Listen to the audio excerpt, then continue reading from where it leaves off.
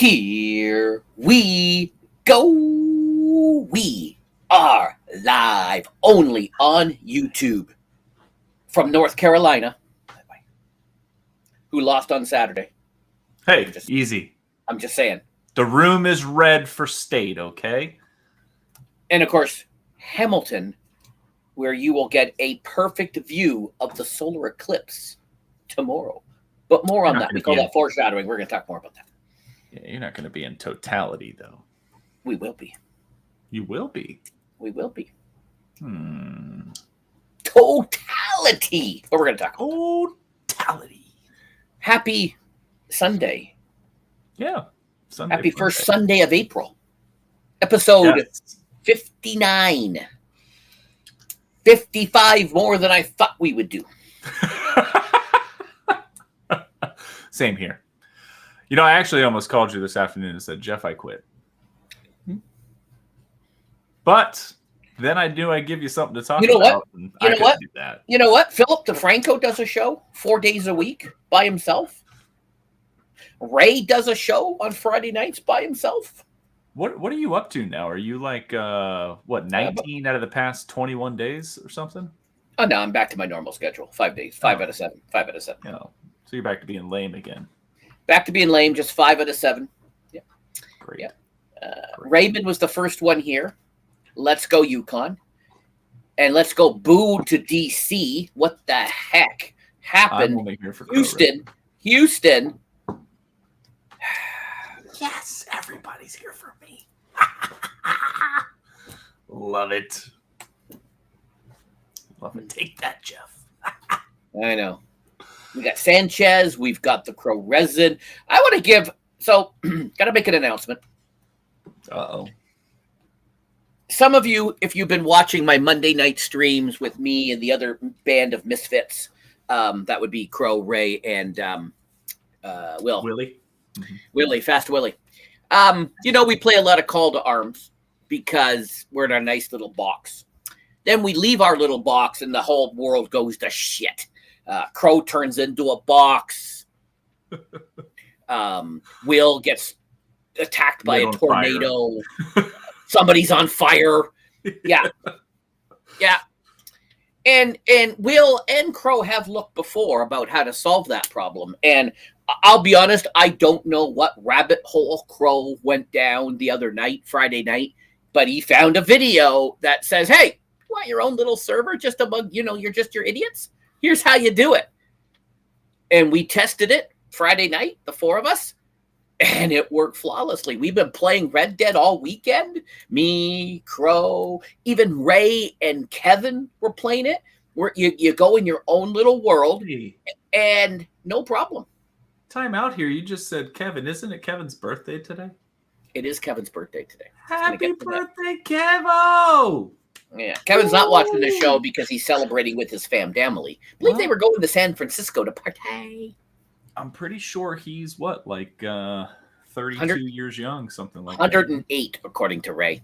108? Goodness gracious. Mm-hmm. Ray does like him old. I know that. Yeah. Yeah, so Crow was playing on Friday night, and he got triggered. He says here, he's triggered by a guy who teleported in my horse at full speed, shot me, and I was done. So he is now. So tomorrow night. That's awesome. Tomorrow night we have a brand new opening for the show and brand new music. We have a new theme song, courtesy of one theme songwriter extraordinaire, the Bruce Campbell, the real Bruce Campbell. All those other ones are fake. The real Bruce Campbell. All of them. We've got a brand new intro video that is just about finalized. I need to, once he sends me the final clip. Yeah, it'll take him like 2 takes. He's pretty quick. No, he sent me a few updates over because he kept sort of. Oh, did he? Yeah, he sent me the original final, and then he sent me a few other final finals, and then I did some editing, and then I showed everybody Friday night. The clip. So everybody's seen it. The boys have seen it, except Kevin. Kevin is going to join us tomorrow. Man, I'm sorry, I'm going to miss it.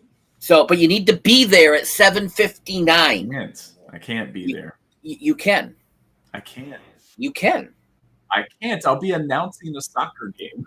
And you have your phone right there. There's no and way. You stop the game and you're like, hold on, timeout from you've got the microphone. Hang on. You've got serious. The microphone, so you can say, folks, we're holding a timeout. I have a video to watch. Hold on, timeout. Everyone stop the game. Jeff Janak and the boys are playing Red Dead. I must just real quick timeout. That's right. Exactly, Crow. The booth needs to review. I'll watch it when I get home. If you guys are still up. So there you go. Home around like 9:30. So just go back to 7:59 then. And that's what I'm saying. I'll watch it when I get there and then catch up to you all in the chat. Yeah. So we've got we've got brand new music, brand new intro, and then we're gonna have 120 minutes of hacker-free gameplay. I started up my moonshine because I never bothered before, because every time we did something, we get blown up, or tornadoes or whatever. Shit would be spawned on us, so I never bothered. So I did that yesterday. We've got deliveries up. We're going to be doing and we do long deliveries. It's like, you might get attacked. We're like, we might not, because there's nobody else here. Just a few NPCs. So when you play online together now, I know the online mode has evolved, but do you actually have like a co-op save for like missions and things, or is it still like different from the single player? It's still different from the single player. Okay. So you can't like build up a camp and like do that kind of stuff online. Well, yeah, you can. You feed crypts, so you build up your deliveries, and you got your moonshine. So I went in today to finish off. You run your bounties, and you do that kind of stuff to build up, and then you can go on and do things together. Correct. But you're not all contributing to like a camp or like No.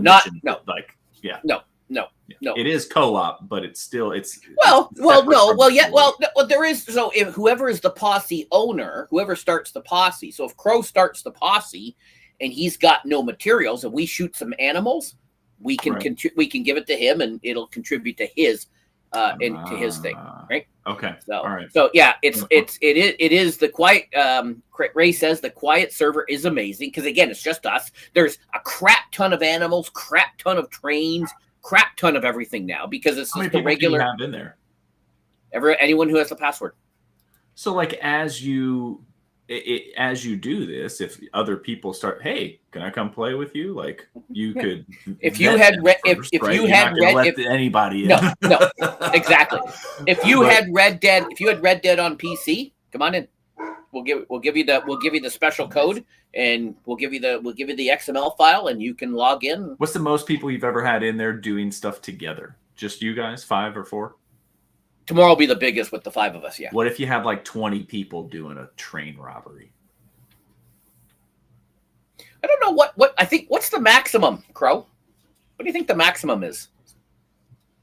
Because sometimes if you when you used to join a public, there was a long list of people in there. And see, I don't start doing now for you, Jeff, with all of your Filmora content creation that you like to do. You guys should start to make up your own story in Red Dead and act it out for the videos.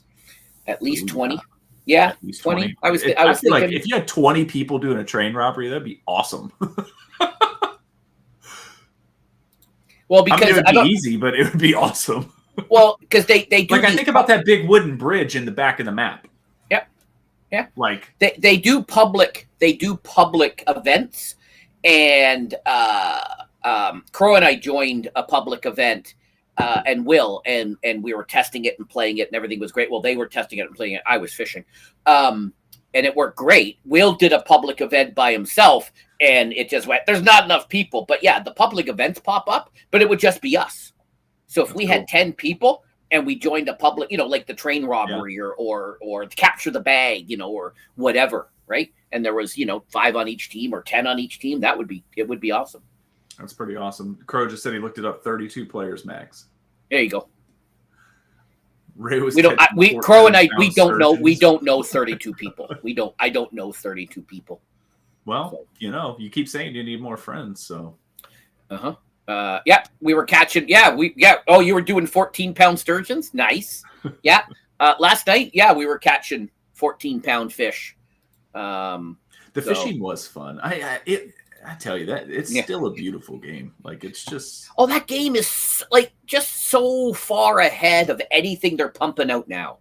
Like you fall down and like you can see the rocks, like like the rocks tumble down with you, and like it is such. Would you say it's in a category all its own? Oh yes. Oh God, yes. Yeah. Like a new classification of video games. It's an older game. It's not even a current game. It's like I would put that as a 5A game. I loved it. I couldn't put it down. Like I would put that as a 5A game on Xbox One before Stadia time, right? Mm-hmm. And I had beat the story. Like I got it like almost the day it came out. I remember, and I was hooked. Like I was playing that thing nightly. My wife was coming in like I'm going to bed. I'm like yep, see ya. On my way to Saint Denis. I couldn't put it down. And then I pushed all the way through. I didn't do all of the side missions, but I did all the storyline, got the storyline done. And then, I did a lot of the side quest stuff, but I didn't 100% it by any means. No. And we just, and once Stadia Live, we got it all on PC, we could play together, but then the hackers were all over the place. Yeah. So Crow's like, oh, I got to do this, and you need to do this, and you need to do this. And I'm like, I know, I just never bothered because it was no point. Like, I need a better saddle. I need a better horse. I just never bothered. Yeah. Like, I didn't start the moonshine till yesterday because there was no point. So I went through all the moonshine nonsense yesterday just to get the moonshine shack, and I built the thing. And it's always nice when you can find a way for the game to like bring new life. Like you guys are all like, I'm looking at their comments and I'm watching you. You're excited about what you've just gotten. That excitement might last a week, 2 weeks, a month, a year, whatever. But it's just cool that it feels new again. Like you want to play. Well, and that's why we kept doing Call to Arms, because it was the only safe place. It was our only safe haven that we had. And then we'd finish up, and then Will would go crazy, start killing NPCs, but then somebody would show up and ruin it for us. Sometimes there'd be people that wouldn't ruin us, and they would be, would be friendly little fire and banter and trying to kill each other. But a lot of times a hacker would show up, and it was just like, sometimes it's nice that things evolve, but it's always nice to know that things never change, and Will just runs around and kills NPCs all the time. Doesn't matter the game. Doesn't matter. Don't get me wrong. Crow, once in a while, Crow's like, that guy looked at me funny. I mean, like, I hear gunfire. He goes, yeah, that guy looked at me funny. Okay. And get you up a lot in Red Dead. Yeah. Oh yeah. And they were testing out one of the free roam missions, and I was just fishing, and Will shot me because I was fishing. That's what friends do. Because I was fishing. It was just I was trying to catch a fish, and but yeah. So tomorrow I'll be there at 7:59 p.m. I will send out tweets. Well, good. I'm glad that. So we've got new intro. Yeah. Oh, by the way, all done with Filmora. The new intro, all done in Filmora. And you need to pay attention to Ray's segment. So when you watch the 2-minute video, pay attention to Ray's segment. Okay. It's the last segment right before you see the four of us. Don't give it away. Then I'm going to be expecting it. Well, no, but Ray's, I'm just telling you where it is. Happen naturally. Yeah, but you got to pay attention to Ray's segment. Fine. How am I not going to pay attention to Ray? Because you're going to show everybody else. You're going to have everybody in camera, this and that. And the next thing you know, it's going to come to Ray, and it's going to be like this. Mm-hmm. And then we're going to know when it's Ray's part. Mm-hmm. Just saying. Mm-hmm. I thought that was pretty good. That was a pretty good imitation of Ray. Pretty good. And you got the hat on. Like he's usually wearing a toque. But sometimes he wears the baseball hat for Sometimes. So So it's and Kevin is off every other Monday, so he's going to join us tomorrow. That's awesome. Mm-hmm. Well, I will definitely check you out when I get down. We've got soccer all night tomorrow, so I'll be doing the announcements. This year I'm doing stats. So wait, where is the game? The game What is where is it? What's it called? Soccer. No, what is the name of the arena that you will be in? Well, we'll be at a football field. You'll be at a football field? Yeah. If you can send me the address, I will make a phone call at 1:45 and have it cleared out. And then you'll be like, oh, well, I guess I can watch Jeff now because... I didn't know where you were going with that. I'm like, is that legal? What are we doing here, Jeff? Get me fired? No. I like my job, man. I like No, I'm just going to make I have the best view in the stadium. Great. I'm just gonna make a phone call, and if you hear sirens, you know what I'll do is I'll just load your YouTube into my Steam Deck, and then that way at 7:59 I'll just play your stream across the speakers live. You can hear Bruce's new song. It's a rip roaring tune. It is a I bet it is. It is a great tune. I have a bone to pick with him though, because I asked him for a song as well, and he told me that he was too busy. So I don't know how he fit one in because he's playing a lot of Dragon's Dogma. Okay. You're more important than me. I'm just gonna, but you know what? Everybody's here to see me, so take that, Jeff. It is. Did you play any games this week? No. The only thing I take that back. I played one game this week a couple of times, and that's baseball. Just doing my career guy because I can play like 5 games in like. I'm behind. Minutes. I am behind on that. I need to get it back. So I played that a couple of times. I did download the Lego Drive 2K or 2K Drive game, and I did download the Masters game, but I haven't played either of them. So, I actually take that back. Oh, all right. I'm horrible because I'm so busy. I'm all over the place. Especially with games, a lot of times I just download stuff to try it. I don't know about it or whatever, but especially with Game Pass, if I see it on there, I just do it to try it. Have you played? Probably not. What is this game? Probably not. Evil West. No. Okay. I need to start doing a little bit of Twittering and seeing what people are saying about Evil West, because in my opinion, it's God of War in the Wild West. I mean, it's the gameplay is like God of War. It's like playing God of War, but you're a cowboy in the Wild West defeating like demons. Mm-hmm. It is a weird story, but it's like playing God of War. And a lot of people say that God of War is one of the greatest games of all time. And so I'm just wondering if this game will get the same type of love, because it's essentially the same freaking game. It's just in the Wild West. Nice. So nice. I did play that. I played a new game last night, because that's what I do Saturday nights, called Aquarius, where you have to build an aquarium, which I did. Oh, you know what, Crow? I didn't name a fish after Ryzak. Oh, Purple, you didn't like it? You did what now? You got fishies? You didn't feed your fishies? I fed my fishies. I named them all after people in the community, except forgot about you. Did you overfeed them? I did not. If anything, So I built my aquarium, which was freshwater. I built mine, which was freshwater, and I had a nice group of names. And then I went and I had to go fix my dad's, and that was saltwater. And I had a bunch more fish in there, but there were too many to name. So, yeah. And the chat was quite vocal about the Aquarist, Jeff, not Aquarius. It's not a zodiac sign. Aquarist of people are, and I found something. Wait till you see my tweet. Wait till you see my tweet, Crow and Ray. I have a tweet specifically for you people.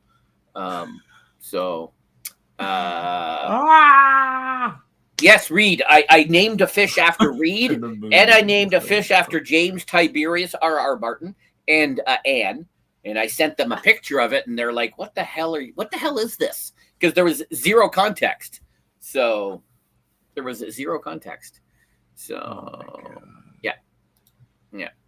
So that was a fun game. The chat had fun. It was if you go back, just read the chat. The chat, they had the most fun. Of all my games I've played, they had the most fun. Interesting. Yeah. So, all right, we ready to go? I guess so. We're just having a good old time, aren't we? So the new theme, the new edit, the new intro, thanks to Wondershare. Thanks to Wondershare. That wasn't from Wondershare. No. You're talking about tomorrow. No, I'm talking about the first topic. So sad. Why? I wanted Caitlin to win. Well, I didn't have Crimson Red, and I went with the NC State theme in this room tonight because, we're proud of the Wolfpack. They should not have made it to the Final Four. But anyway, that's a whole nother story. Actually, men's and women's. That'll be a story next week. South Carolina Gamecocks are your women's basketball national champions, so we're going to talk a little bit about that. We're going to prepare to get totally solar, Jeff. Yippers! That's the big topic of the world, the country right now. We've got a post of the week. We've got some Did You Hear About? And then I am giving you 5 guesses tonight. Going back old school, you're going to do a list. Some things we're not going to talk about. Do you remember what all these things were? I do. So Bobby Ryan made a post. There is a lot of hate about the women's stuff going on right now, and I see it every 10 minutes. I have a buddy of mine who hates women's sports. When I send him facts about more people watching the women's games than the men's games, and I said, there's this guy, I sent him a video, and I said, I don't know who this guy is. He's this big fat guy. I don't know who he is, but I guess you know more about basketball than him. It was Shaquille O'Neal. We're not going to talk about him saying that Angel Reese is the best LSU athlete ever. Well, it was more. It was a segment. It was more that he found the men's tournament boring and the women's much more exciting. I saw that one too. Yeah. He also had another clip in there where he said that Angel Reese is the greatest athlete in LSU history, and they said even over you, and he was like, "Yeah, she won the chip. She got it done." Joe Burrow won a chip, but I would say that she's a better athlete than Joe Burrow. I was like, dang, all right, Shaq, go ahead, because she is a beast, and she gets a lot of hate because of a lot of other things that are not basketball related, which is just that's the way that the world. And I sent my hater buddy. I sent him. I said Luka Doncic says Caitlin's a better shooter. I guess he doesn't know anything about basketball. Not at all. He shoots underhand from 3-point. Did you see his video the other day where he shot it up off the scoreboard, and it came down? I'm just like, dude. Yeah. Him and Steph Curry make these ridiculous shots pregame all the time. Yeah. I would love to go to a Warriors Mavericks game just to see the two of them, warm up and play, but warm up would be fun. We're also not going to talk about the Apple App Store opening up to we put in retro emulations, but I think it's just emulations in general. Because I'm anti-emulation. We're not going to talk about any scripted sports, and we're not going to talk about Boeing's issues. Although we should. We're not going to go there. So, yeah. All right, good to go. Here we go, Jeff. South Carolina Gamecocks. Go Cox! Go Cox! My daughter applied to school there, and she didn't get in. I think it's because she's from North Carolina, and they were too. That would make sense in their state. That would make sense. I'm just playing. There's a lot of nice people in South Carolina, but the Gamecocks they did it. Perfect season. It's pretty hard to do. I don't care the sport. There's a lot of competition, as we have seen throughout this whole entire tournament. The women's basketball tournament was, it was pretty epic. Let's be honest, right? You had your upsets, you had your big matches that you wanted. You got Iowa and LSU last round, right? You had USC in there, fighting and scratching. UConn was in there fighting and scratching. It was a great tournament. It was a really, really great tournament. So. It was unfortunate they had the 3-point line, blunder. It's unfortunate that women's sports continue to get belittled, but I think that what we've seen this year is a continued support from the men's basketball players. LeBron James has been very vocal. I know that you said Shaquille O'Neal has been very vocal, and I think that stuff's very important. But it's also been great to see former WNBA stars, former collegiate women's athletes come out and just, when you can talk about something and make it exciting, other people will follow suit. And so, talking about their upsets, talking about their picks, getting in the news. It was just a great tournament. So congrats to, South Carolina. Dawn Staley she was a beast of a player too. She's done a really, really great job with this program. She's a young coach by standards. And that is the most complete team. It was. They were deep. They were very deep. Freshman today. I mean, that freshman did an awesome job. Two of them today. Well, I can't remember which one her name was because I didn't watch a lot of the game. I got a lot of the highlights and stuff. Unfortunately, I just had a busy day. I think she had like 14 total points. They had near the end of the game, and I don't know the final number, but at one point they had off the bench 37 points to 0. All 9 players, the 9-player rotation was just coming in. Like one would come out, they would bring in and they would bring in a freshman. So, Hater, my Hater buddy, he's like, I put on 5 minutes of the game. This is sucks. Your star looked horrible. She kept missing. So, it was the end of the game. Didn't she score 17 in the first quarter? Yeah, something like that. She 15 or 17 in the first quarter. Yeah, first 18 points. She owned the game at the beginning. She did, and but she just ran out of gas, and they had no. The total was 37 bench points. Okay, there you go. I didn't know if that was the final number or that was the number I saw toward the end of the game. But yeah, 37 bench points. All 9 of their rotation players were coming in and making an impact, and they just got outplayed. They'll lose a couple of girls. They might lose, some key contributors, and then they have these others that have experience now to be able to step right up and right in. And I don't know that you could create a better sign for a program. That really speaks back to those UConn teams from like the 90s and the early 2000s. I mean, UConn was the dominating team in that space, right? You had Tennessee in there, right? Tennessee was a great team too, but it was mostly UConn. The better team did win. Absolutely. And I think that was proven, It was. They were the better team. I think it's always a show of respect as well that when you know it's over, you throw the towel, so to speak, right? When Iowa went ahead and just made the subs and got all of their girls off the court, but then they put a girl in that hadn't been able to play because she was injured. And so she got to touch the court in a national championship game for whatever it was, a minute, 20 seconds, however long. It doesn't matter, Nope. So it's just great that kind of stuff can happen. So I look at the whole game and everything that goes on within it, during it, before it, after it. Mine was cool. Respect. It's good. They made a comment during the broadcast that she'll say to girls, if you want to win awards and you want to score 30 points a game and you want individual accolades, don't come here. But you want to win national championships, come here. Yep.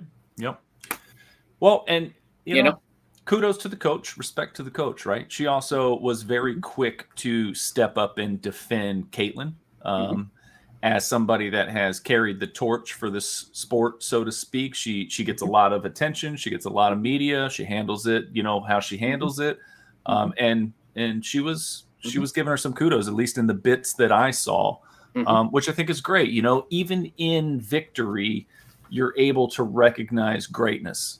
And I think that speaks volumes about the type of, culture that is really there when you stop and look at collegiate sports. We get so caught up in the NILs and the fast transfers, and these are still kids playing a sport that they're passionate about.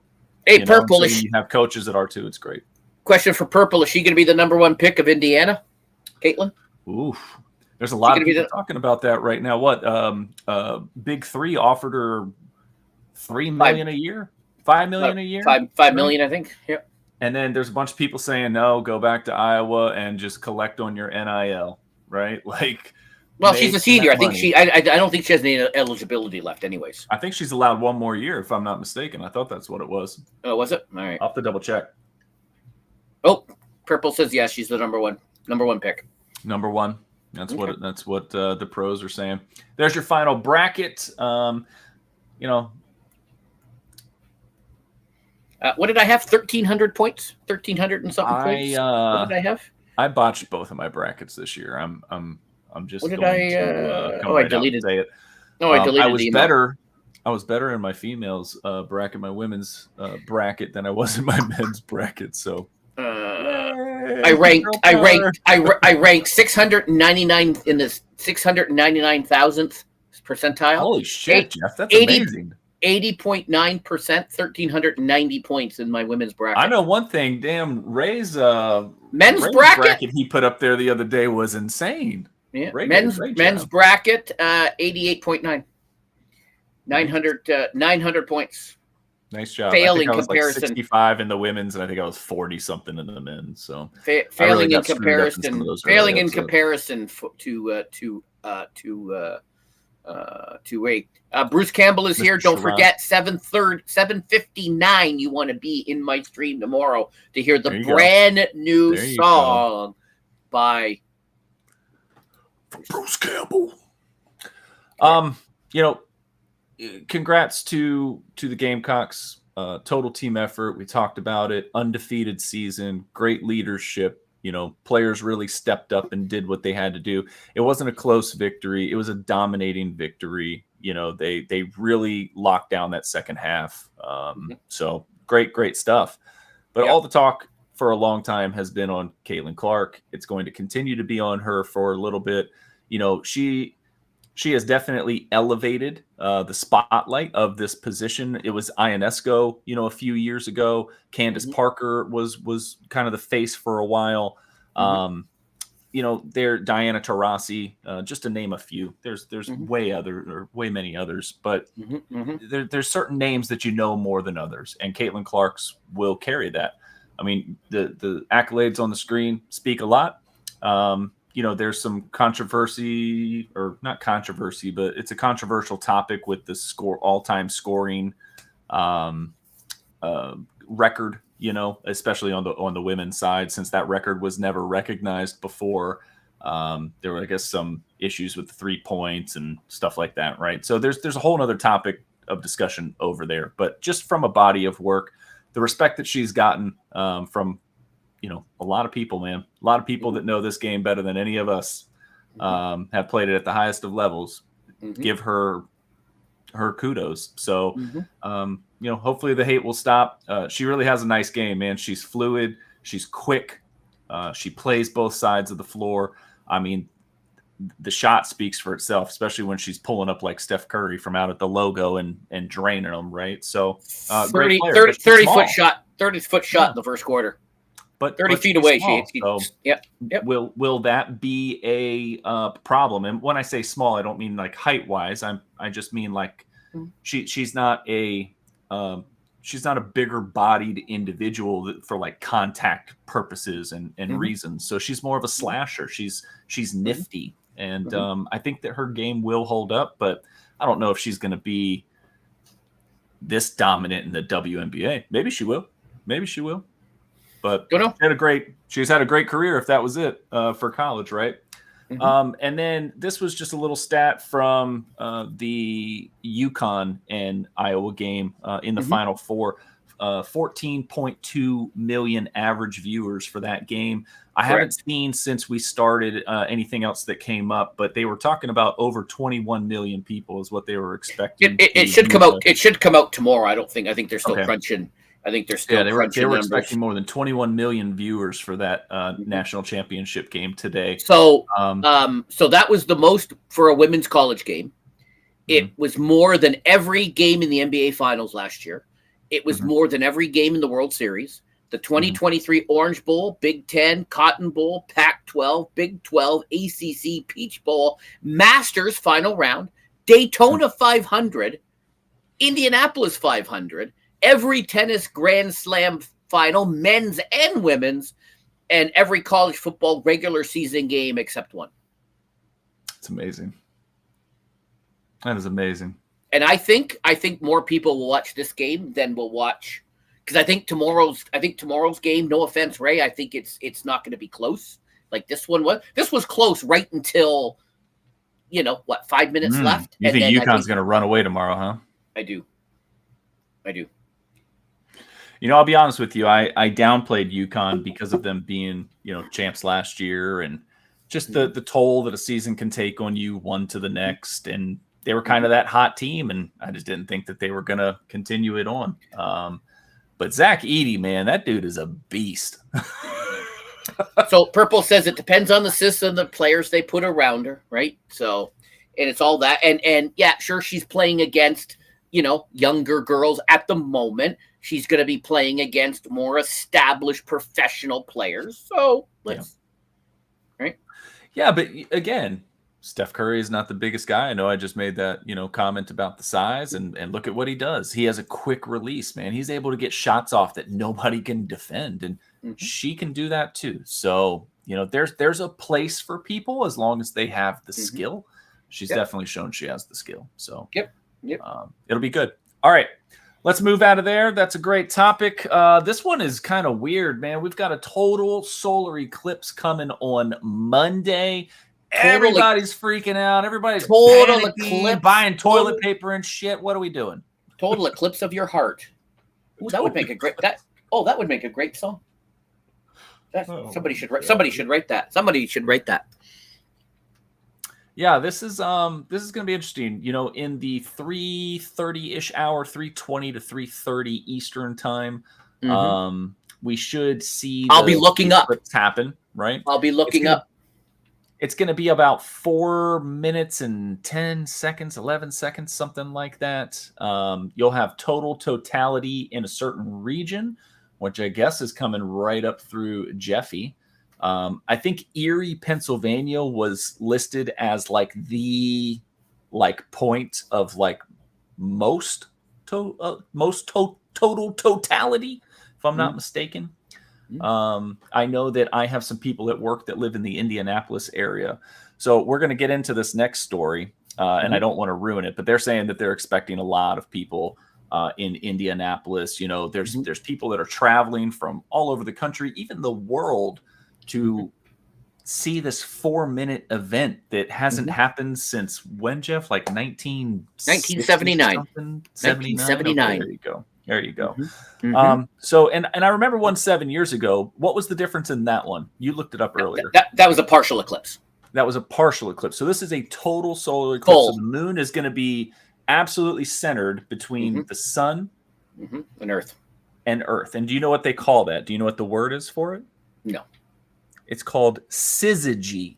If you don't believe me, look it up. It's called syzygy. The reason I know this is because I had to do a project on this for work this past week. So there you go. I'm kind of cheating. All right. There you go. So big news was that Niagara Falls declared a state of emergency to prepare for the solar eclipse. A state of emergency isn't just something you throw around, but they did it because they wanted to be very cautious. This is a historic national, natural landmark. There's a lot of people that flock there anyway. But as you can imagine, how many photographers are going to be there trying to get a picture of the eclipse over top of Niagara Falls, right?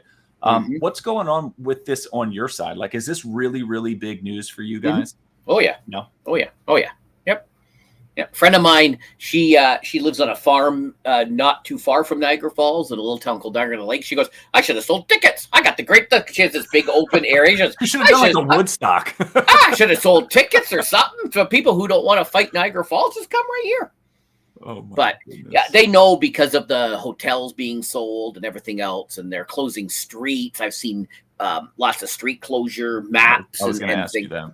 Yeah, there's lots of street closures. They just call the state of emergency, so they can then just, they can do all this stuff and not have to worry about it. So, I mean, I imagine photographers could find anything for a background, but I don't know that they can find too many things much more beautiful than Niagara Falls. Is there any concern about the border? Has anybody said anything about anything different at the border down to Buffalo? Not that I've heard. No. Okay. No. I didn't know if that was I'm going to get a picture from America looking through Canada, Okay. Probably. They'll probably be silly. But our falls are better. They are. That's why I went there. I'm not going to lie. That was our entire reason, was that the view from the Canadian side is better. So, a lot of weird stories are coming out of this. A lot of conspiracy theory stuff. Oh, yeah. You had the lightning bolt that struck the Statue of Liberty last week, and then you have an earthquake in New York, which is like unprecedented, and then you've got an earthquake in California, and now we're going to have a total, solar eclipse. I mean, obviously there is an effect, a natural effect, in place whenever stuff like this happens, the way the moons revolve and all. I'm not an astrologist by any means, but there was a briefing that everybody is picking up on that's kind of freaking them out. I don't have the video here to play. If you're interested, I'm sure you can find it wherever you want. But a couple of things that were a little bit eye-raising was that they were telling people to frequently top up your gas tanks. And they kept saying the word frequently over and over. I understand staying topped off, and I understand, trying to make sure you have a full gas tank to get around, right? Charge your electric car. Okay. I mean, I think that's kind of a no-brainer. If you're going to go out in an electric car, you're probably going to want to charge it. Have a preparedness kit. I think they say like a blanket and some food and some water. And, the next line says paper maps, but a cell phone charger. And I asked you before that, why do I need to worry about having a cell phone charger, but I got to have a paper map? If I'm charging my phone, aren't I just going to use the map on my phone? Most people don't know how to read paper map. I totally understand. I grew up, working a job where I had to read the paper map and drive. We can't look at our phones and drive, but I was totally allowed to read a paper map and drive. Where I'm going with this is that everybody will look at things and they will. Well, you're doomed, Ray. Ray, you're doomed. Ray, Ray, it was apparently we have an extra slot for Red Dead tomorrow because Ray's doomed with only a half tank of gas. Oh my gosh. There was a report out of the Pentagon, I think, that said, there's kind of a high level alert for gatherings, for terrorist activity or things of that nature, mass shootings or anything. So there's just a lot of news that's being spread around right now. In your country. What I was going to tell you earlier, and I didn't because I didn't want to mess up Niagara Falls. Niagara Falls declared a state of emergency for 1 million people that they expect to show up. The city of Indianapolis, Indiana, is expecting 8 million people to show up in Indianapolis. Okay. They are freaking out. I had people at work freaking out last Friday, like 2 Fridays ago, people were freaking out. I've been working on solar eclipse stuff all week for work, trying to get out communication and make sure our team is informed and they know what to do. We're having a stand down. We don't want anybody anywhere near the roads or on the roads just to avoid, incidental accidents and things of that nature. So we're asking everybody to stay put when this thing is going on, enjoy it with your glasses if you got them. And then that's the other thing. Are you all having a shortage of glasses? Because there's people here freaking out about not having glasses. How did you not know that this was coming? You knew that this has been coming because there's been newspaper articles since 1979 that have been saying it's coming. We got ours months ago. I think Bruce Campbell in the chat, I think he got his months ago. Oh my gosh. You sent this to me. This was a news clipping from back the last time that this happened. And it says right in it, next showing in 2024. So we don't know when the next total, or we do know the next total. August 23rd, 2044. 2044 is the next total eclipse. Correct. So 20 more years. Correct. And I said this to Crow, I think, one day. I said, they're calling this a once in a lifetime, but I'm pretty sure, and I had to go and dig it up. I'm pretty sure when I was like 8 or 9 or 10 or something, I remember I was in elementary school and we had to stay inside and watch it on TV because of this thing. And then I found this. Dude, that one in 17 that was a partial. I mean, the kids got out of school, like it was this big thing because it was in our area where we would be able to view it, and so we were all out in the court with the whole neighborhood. Everybody was out there, and I think the thing that was craziest to me was just nature, right? Like as soon as this thing happens, it goes dead quiet. And then all of a sudden, all the birds start chirping again. It's like they went to sleep for 4 minutes and they woke up and they were like, oh, shit, it's time to go again. I've seen a lot of people just say, pay attention to what the animals are doing because they know. They know what's happening before we do. Yes, absolutely. Well, the wild animals, maybe not so much your home. Maybe not your home cat. Yeah, I'm pretty sure at Storm Janak on Instagram. If you're not following her, you should. Pretty sure she's just going to sleep through the entire. Actually, maybe not, because we'll be outside or we'll be doing something, so she actually may be awake. But sometimes there's commotion going on in the house, and she's just kind of like. And sometimes there's birds, and there's a lot of bird activity, and she's like. Well, definitely. If you're in an area where there's herding animals like deer, especially be careful. Like if you're out, because they will startle and they will. Will have his gun and he'll be just shooting those deer and bringing them to crypts. Warming up for Red Dead. That's what he's going to be doing. If you all are going to view this tomorrow, I hope you do so safely. Remember, please don't stare at the eclipse without the appropriate. Why? Trump does. Hey, we're trying to figure out what we're going to do about your retinas. Like it's not good. So we're trying to figure out. We're trying to figure out what we're going to do with Big Mac, because he's in class and it's the last week. They have a review week. Exams are next week. They're having a review class now. His math teacher, who is also a physicist, said, "I'm moving the class. You can do it online. I'm moving the class because I want to go watch this stupid thing." But he's got this other class at like 4:00. Well, it's going to, we're trying to figure out what he's going to do. And I just said, email your teacher and just say, can you do the review online? Because you're not coming because there's this once in your lifetime event happening. Sorry. Something like that. So, I don't know what's happening. So anyways, we got to figure that out. But enjoy it. Be safe. Everybody have fun. Once in a lifetime event. I don't know whose lifetime, but once in a lifetime. Two apparently in mine. I want to give a big shout out right now to none other than Crow Resin. Crow Resin has a new profile picture, by the way. Pretty snazzy little crow in there. I saw that. But he is actually the one that supplied the post of the week. Check this out. The Pittsburgh Pirates are offering a new food item called the Renegade. It's a foot-long hot dog topped with potato pierogies, pot roast, pickles, and onions. Jeff, could you eat that whole thing? I'm not a big pickle or onion guy, so if you remove the pickles and onions, I could blow through that easily. Nice. I am with you. I'm not a pickle and an onion guy either, and I don't know that I could blow through it easily, but I would definitely try that. That looks absolutely delicious. Mm-hmm. Would never think to put pierogies on top of a hot dog with pot roast. I like a hot dog with chili, so I don't see why pot roast would be any different. It's a nice shaved pot roast. Do you have a favorite hot dog? Like a favorite brand or like a place that you go to get them? There is a place right across from the cemetery.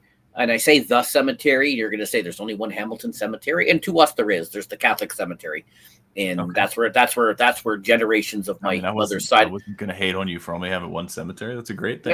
Yeah, cemeteries. That means you had a lot of dead people. A lot of cemeteries in Hamilton, but that's where all my family is. On my mother's side of her family is all there. Okay. And there's a great place. If Jim was here, he knows it quite well. It's called Easterbrooks. And they do these amazing foot-long hot dogs. So I'll get a few of those. Ryzak's dying. Ryzak is dying, folks. Too big a drink. All right. I have a favorite hot dog. My favorite hot dog is the Costco hot dog. Never had it. So the owner of Costco has said that he will never raise the price on the hot dog ever. So you can get a foot-long hot dog and a fountain soda for $1.50. Oh, that includes a drink. I always knew the $1.50. I thought that was just for the dog. I didn't know it included it's the drink and the hot dog. I didn't know that. Will, we were talking about you, and SPG. We were talking about you.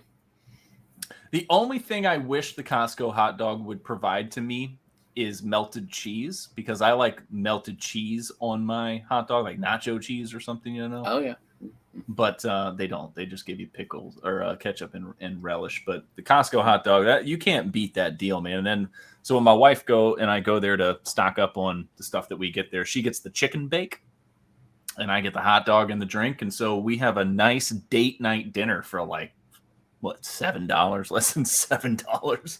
I've never had it, and I don't even know if it applies in Canada, but I hear IKEA has a good cheap hot dog. IKEA's got a really good food court. My wife and daughter went there recently and said that they upped the prices a little bit, but they have these Swedish meatballs that are great. My son loves their Swedish. We would go and just go and park near the exit and go in and just buy the Swedish meatballs. There. My son loves the Swedish meatball. No, we just get them and then leave. You get them downstairs by the register, and they have it's like a little grocery store. But upstairs in the cafeteria. Yeah. We would just go into the grocery store part, buy the Swedish meatballs, and leave. And we were talking about Red Dead. We were talking about you running around and shooting innocent NPCs. Yeah, you're always killing NPCs in every game you play. And we talked about the eclipse, and look out for herd of animals, herd of deer, and I said SPG will be just pinging them all off. So there you go. Our last place that we lived, there was an IKEA local to us. It was only like 5 minutes away, and we would literally go up there and just eat. You can ask for extra.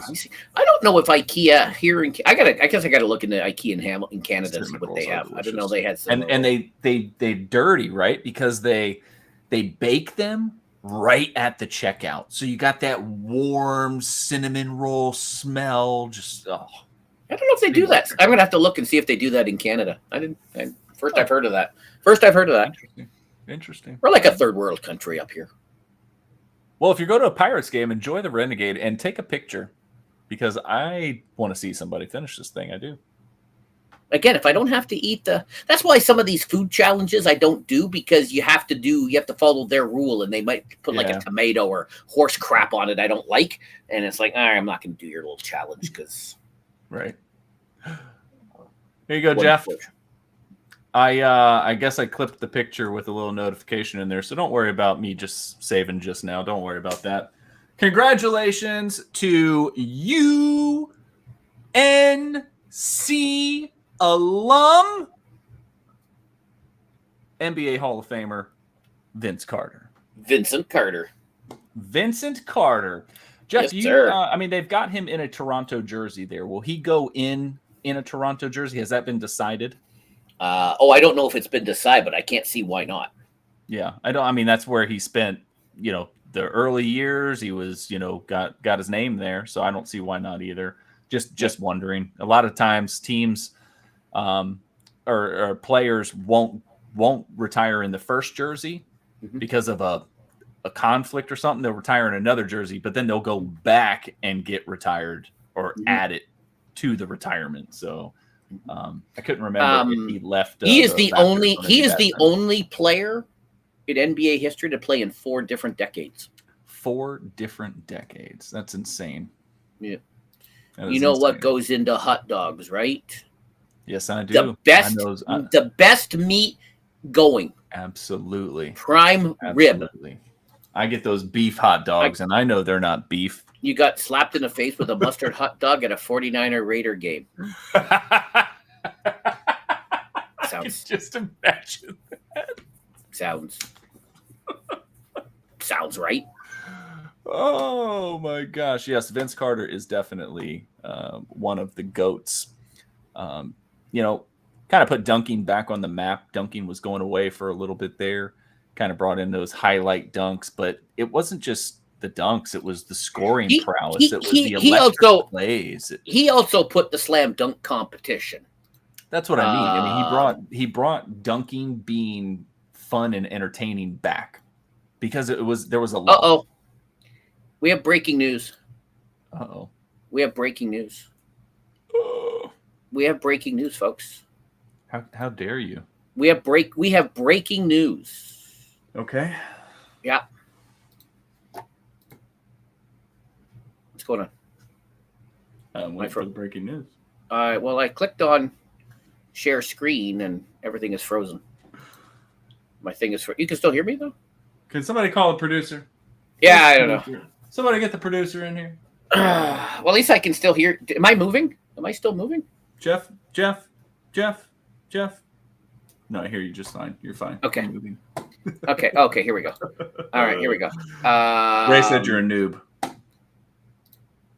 Nope. Wow. Hold on. Hang on. I gotta breaking news. There will not be an episode 60 of Coffee Talk. Here we go. Jeff breaking just news. Won the lottery. Breaking news. So we were talking about the hot dog. Apparently, it's not everything as advertised. Oh, dang. Oh, that's what I'm talking about. That's a big-ass hot dog, though, dude.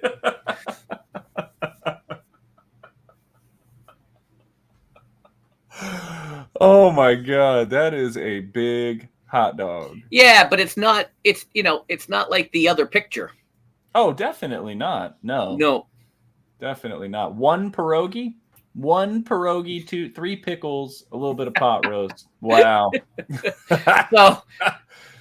So thanks to Crow Resin as a update to the that's right. Nice. Nice. That's right. Crow Resin. Haha, this just in. Breaking news. That's right, Crow Resin. Thanks to Crow Resin for the breaking news. Yeah. Anyways. So Vince Carter, what's your favorite Vince Carter moment, Jeff? Oh, had to be the All-Star game. Those slam dunks at the All-Star game. Yeah. I think he helped put Toronto on the map as an NBA team. I gotta be honest with you. I think there's too many moments that I can think of with Vince Carter. Too many plays. Obviously, dunks over people. I think my favorite Vince Carter year, like my favorite time Vince Carter played in the NBA was when he played for the Atlanta Hawks, because he had to take on kind of that veteran role with a very young team. But man, he excelled. He had like a second wind almost, and you really got to see him reach into the bag and pull out a lot of his tricks. So pretty amazing, how long he was able to stay healthy with the kind of player he was, all that jumping, all that force, like very, very cool. So congrats to Mr. Carter. And here is the whole list of the finalists. Chauncey Billups will, I think he'll be up there. Michael Cooper. I can't believe Michael Cooper's not in. I got to be honest with that.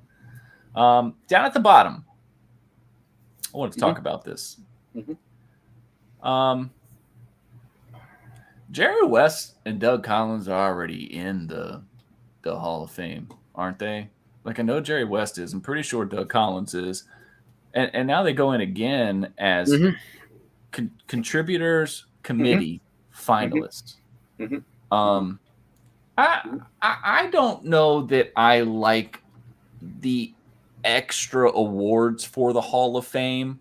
I do. I do. I feel like it should just be to the players, coaches, maybe like an owner that like changed a rule or something, or like, made a lot of money for charity or something. But I don't know that I like all this. I know you have a different take. If you're a player and you make the Hall of Fame and then you make it as a coach, or you make it as some other significant thing in addition to, especially now, a lot of players are turning to coaching and doing great at coaching. So why not? If you made significant enough at a different position, a different role, why not? I don't know. He's Jerry West. He's the basketball logo. I don't understand Sanchez's tweet. So. We're not talking about WrestleMania. That was on the no list. So I don't know what you're talking about either. I thought The Rock won. No, that was the tag team. All right, never mind. We're not talking about it, so don't worry. Hang on. Do you want me to call up the script? Hang on. Let me look at the script. Let me look at the script and let me just see. Right. Yeah, I don't know. I can call up the script, and I don't know that I like all this, but anyway, congratulations to the folks that are the finalists, and may they enjoy their Hall of Fameness if they get it. Hey, if we're talking AVN, it's got to be Tadpole. Tadpole is the GOAT.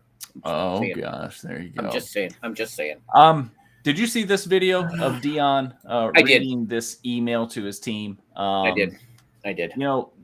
Dion, Coach Prime, whatever you want to call him these days, he gets a lot of flack for a lot of reasons. His cockiness and, he went HBC, then he comes to Colorado. He tried to, go too far too fast. They started off great, but they didn't end good. He's supposed to be a defensive player. The defense is what sucked. His son, blah, blah. Like there's always so much that's going to come at him negatively. And it's nice to be able to get a glimpse, whether it's scripted or not, and I don't believe for any reason that it is, a glimpse into the man trying to make better men.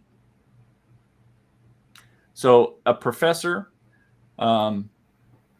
is taking issue with some of the athletes, particularly the football players that he has in his class. They're not showing that they're interested. They show up, but they're not there. Sometimes they don't show up. They're not doing, like full effort on some of the work.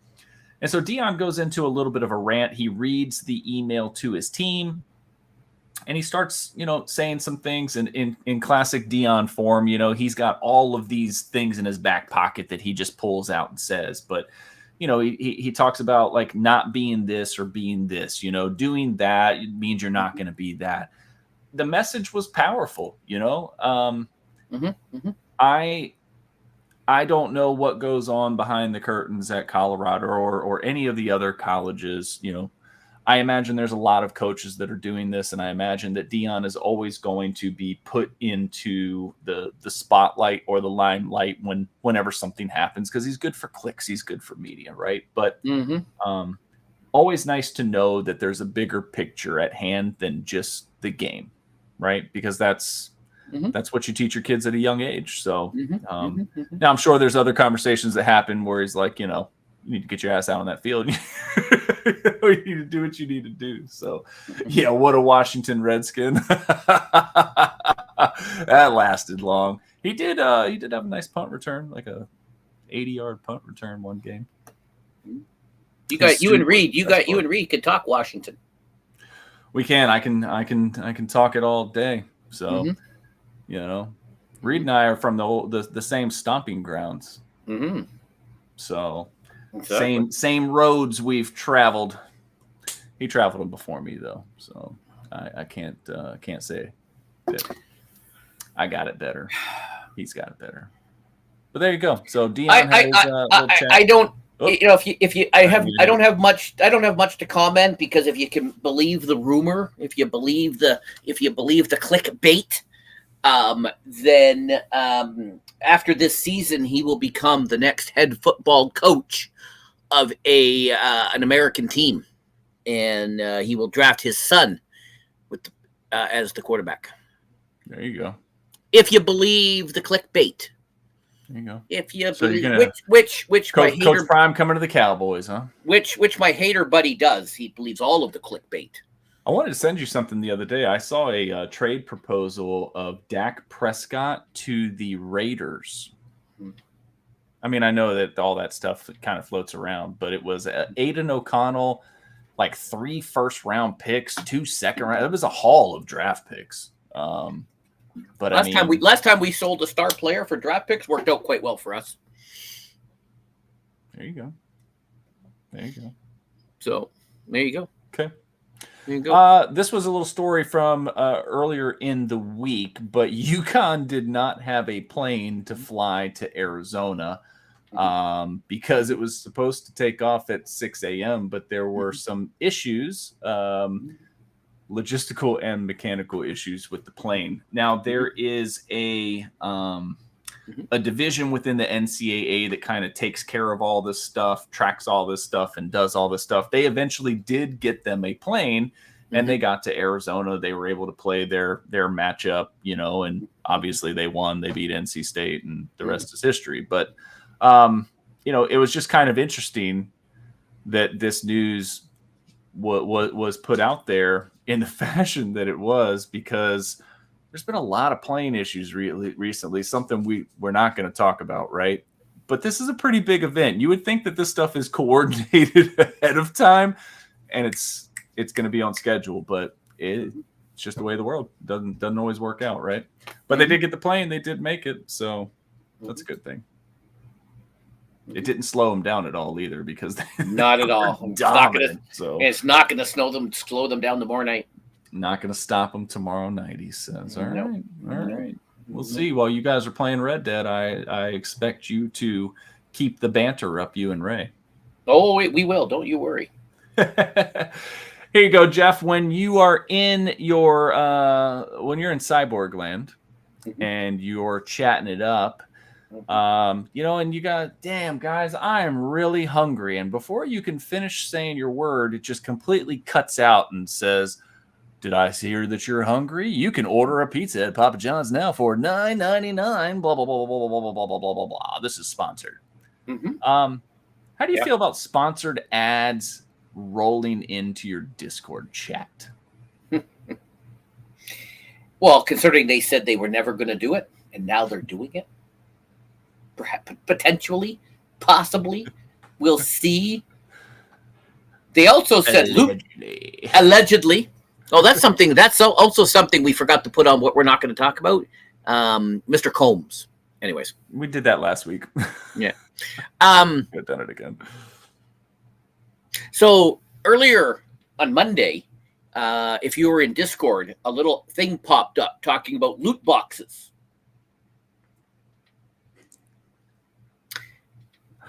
It actually played a YouTube video.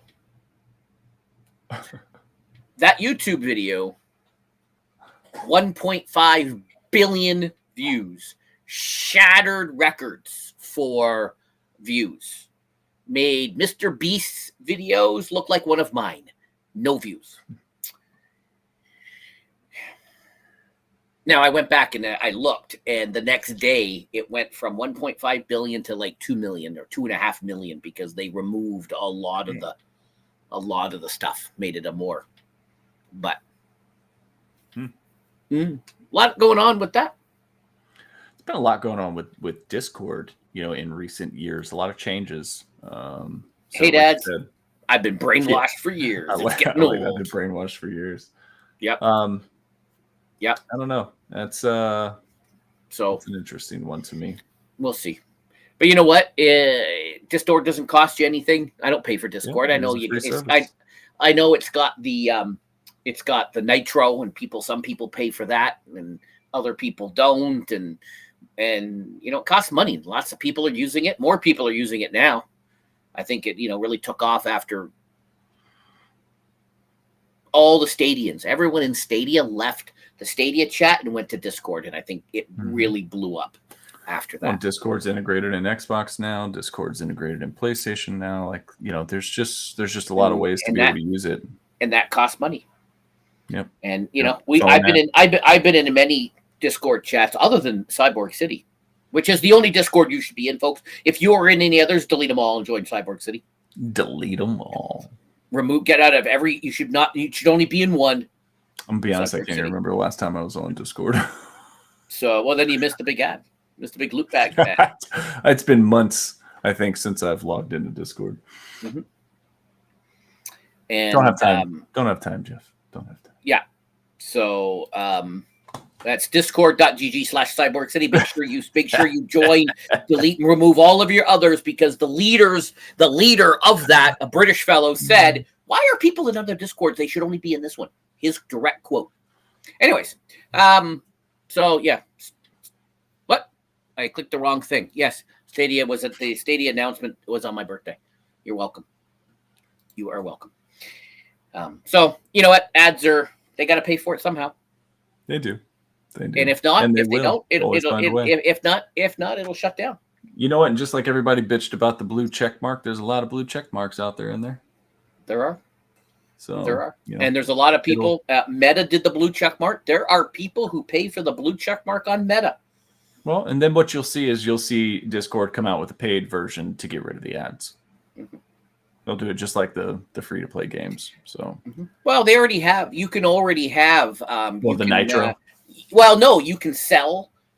You can sell. You can have paid areas that if you pay, then people can have access to, and you get a cut of that, right? My buddies Colin Samir have their little paid area. I'm not sure if Linus and MKBHD have them, but I know Colin and Sabir have a little paid area, and some other people have, you pay them X of dollars a month. So, I got you. So, something, Ray, you should look into for your Discord is you should have a paid. Not to watch ads. Yeah, most people would. You should have a paid area, Ray, for exclusive Ray content and exclusive chatting. You should do that.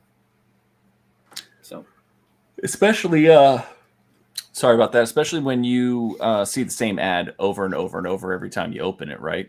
There's only so many times that you can see the same thing before it's like, all right, enough is enough. All my YouTube ads are in French. Is it the Canadian side? I don't know. I don't know why, but all my YouTube ads are in French. Mine are not. I can promise you that. Well, there you go. I can promise you that. There you go. We had some sad news this past week. I don't know if you all know Joe Flaherty, actor, writer, comedian. He was known a lot for the Freaks and Geeks show that was kind of around the turn of the century. No, he was known for SCTV. SCTV. He was in a lot of movies as well. He was in Back to the Future. He was in Big Daddy. No, SCTV. Stripes. He was in Stripes. That was a good movie. Yeah. Trying to think. There was Heavy Metal. Did you ever see Heavy Metal? He was in Heavy Metal. Yeah. Everyone in Canada knows him from SCTV with Andrea Martin, John Candy, Eugene Levy, Martin Short. That whole he was part of that whole SCTV Chicago crew. Yeah. And see, I loved his character in Happy Gilmore. There you go. Jackass. Jackass. So sad news. He passed, but hey, pretty decent life. 79 years old. There's many people that can't say even that, right? So rest in peace to Joe Flaherty. You also sent this over to me here. We were talking earlier about the games, and I kind of teased, were they a game class of their own? Because CD Projekt is a little pissed off that Ubisoft said that Skull and Bones is a quadruple A game. Said, you know what? Going forward, they're just going to make 5A games. Exactly. It's so petty, man. Can't believe that you created your own game category. Exactly. God damn it. Oh, are you guys still playing Skull and Bones? No. Well, then it ain't that good. No, we are not. Yeah. Will got his master ship, whatever he did. He had to go and kill the Megalodon or whatever the hell it was, and so I remember you saying that. We got a crew together, including a guy from TikTok who's got a better ship than everybody. And we all went in and we got Will his little bits that he needed, and Will now has, and then that was it. I think we all uninstalled the game. Ship, and it's just sitting there doing nothing. I think we all uninstalled the game. Crow, I think, put it in that folder. I think Crow put it in that folder. So yeah, and Will does not like live service games. Not even a AA game. I mean, I think that there's a place for them, but I do agree. I think there's too many of them. I saw something today. I follow a lot of those like nostalgia pages from. I get a lot of stuff from the 80s and the 90s, and there was like a. Sorry, go ahead. Not nostalgic. Nostalgic to me, Jeff. Okay. Oh, right. We all can't say we were born before the Great Depression. That's true. So I forgot what. The article. It was showing like the top games at the time. So it was obviously from late 90s or early 2000s, whatever it was. World of Warcraft was number one at like 12 million players. Call of Duty 2 online multiplayer was on there at like 4 million people, and it was like the fourth game. And I'm just like, man, these numbers are so small compared to some of the numbers that you see now, but at the same time they're a lot bigger in a sense because there's just more games. There's just so many more games now. How many live service games can you play at one time? Which ones are those? That's Black Ops and Advanced Warfare. Oh yeah, okay. From the PlayStation 3. No, I got them right here. Me? Well, I can only play 2 or 3 games. Actually, I have 3 games that I'm playing consistently, and I'm making a mess here, folks. And that's too many for me. I don't know how people play these every day. They're playing a different game, and it's just I can't handle it. So I do like trying games. I do like, playing like 10, 15 minutes of a game just to see what it's like. And I know that a lot of games will open up the more you get into them, so you're not really seeing what the game is. But I think there's a lot to be said for the first 10, 15 minutes of a game. I do. It'll, from the art to the menu to the tutorial to whatever it is. I think there's a lot to be said in the first. Oh, and speaking of art, remember a wise man said that if the publisher the developer puts the game out at 30 FPS, that's an artistic choice. How can we sit here and complain about a game not being 60, 120, 240, 480? We didn't develop the game. A wise man tweeted that. Actually put it on Threads. No. So just saying. I'm not on Threads. You're right, Ray. I never played them. I pulled all my threads. You were right. My kids played them. You will notice that. I actually have 3. Oh, I actually have Black Ops and Black Ops 2. I saw something. One of those funny things that went around the other day. They're like, if PC is so great, why isn't there a PC 2? Yeah, exactly. Should I play this on retro? I love that game. Plants vs. Zombies? Plants vs. Zombies is so much fun. Should I play that? Especially when you get like the war scenario where you've got to like push through the neighborhood. I'm really good at skateboarding games, so I should probably play some Skate 3. Oh, you should. I don't think you're very good at those. I'm just gonna say.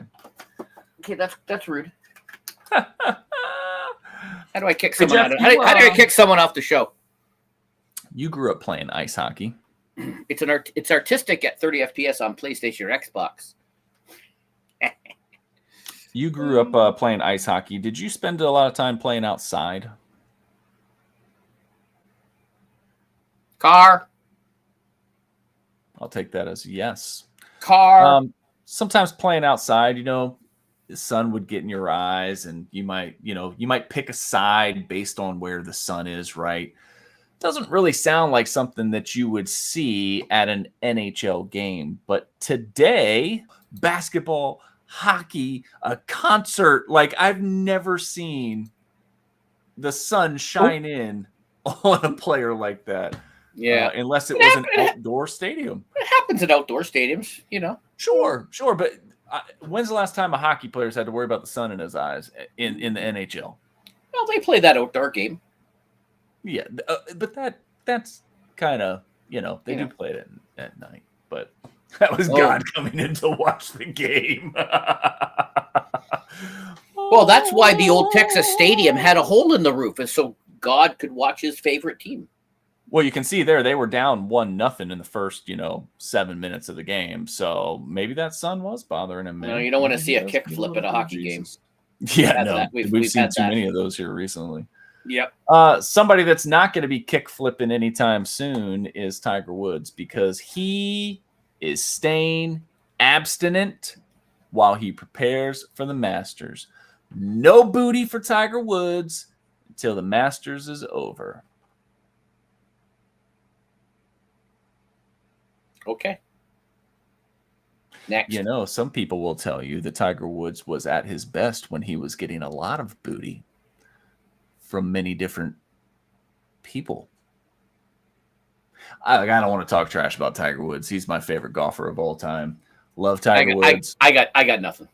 I love watching him and his son out there. I'm trying to get my son into golf, so it's cool because Tiger's what got me playing, and now his son's got my son excited. So you should tell your son to abstain. Very, very cool. You should tell your son to abstain while he's in high school golf. My son should definitely abstain because we don't need another one of him running around anytime soon.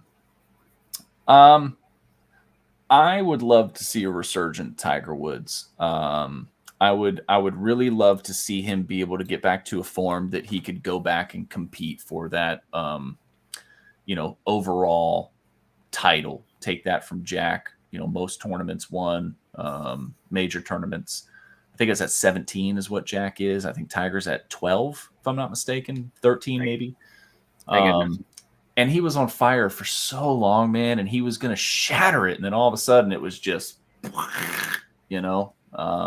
that's it. So definitely still the most popular golfer on the planet, even though he hasn't won anything. Well, I guess in what, two years now? No, I got nothing. So interesting story. We talk a lot about Las Vegas on this show. You love Las Vegas, Jeff. You love all the sports teams. You love the gambling. You love the nightlife. You love the zip line. You want to go down the strip and strip. There's a lot of things that you love about Las Vegas, but you will not get to enjoy the Tropicana because after 67 years, they are closing the doors. Yep. Goodbye. Yep. Goodbye. Have you ever been to the Tropicana? I went to Vegas once when I was 16. Mm-hmm. I don't remember a damn thing.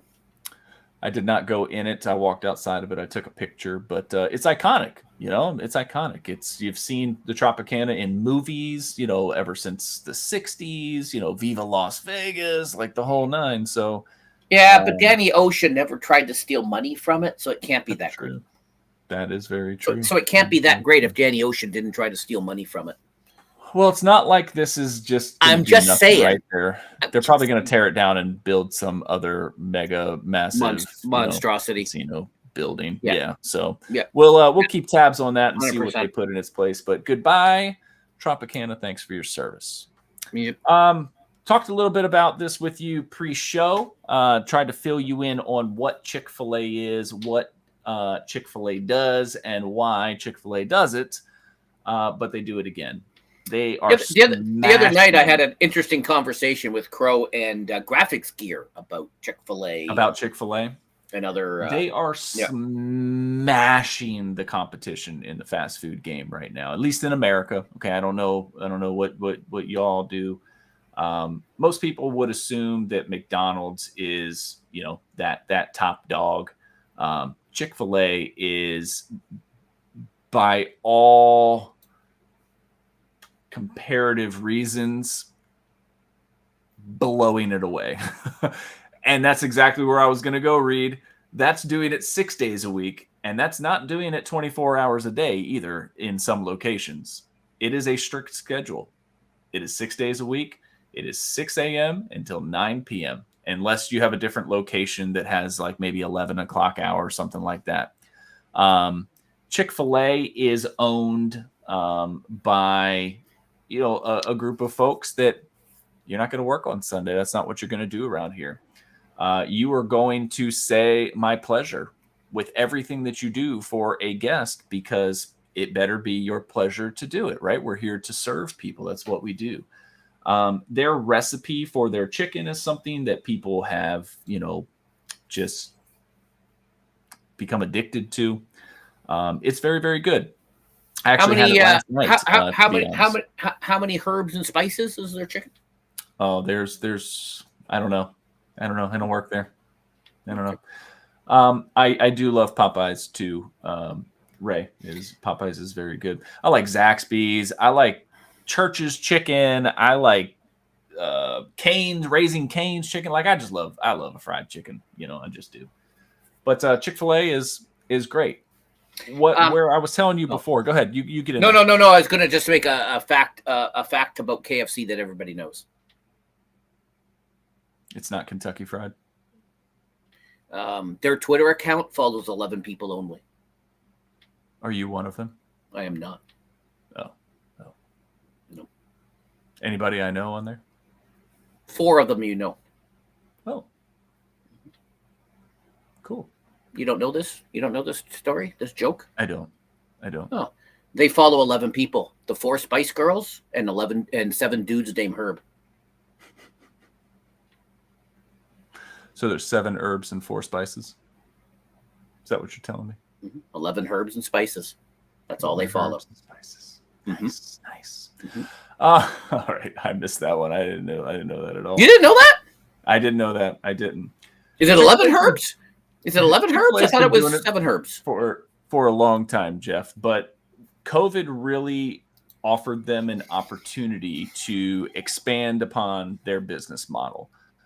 As you know, during COVID, everything shut down. You couldn't go out. People couldn't go to work. You couldn't drive. Like, how are we going to stay in business? How are we going to do this? Chick-fil-A didn't even bat an eye. They set up their drive-thrus to be totally independent from the inside of the store because you couldn't go inside the store anymore. So everything was a drive-thru. Then you started to see their restaurants remodel their drive-thrus to give them 2 lanes. Some even have 4 lanes, okay?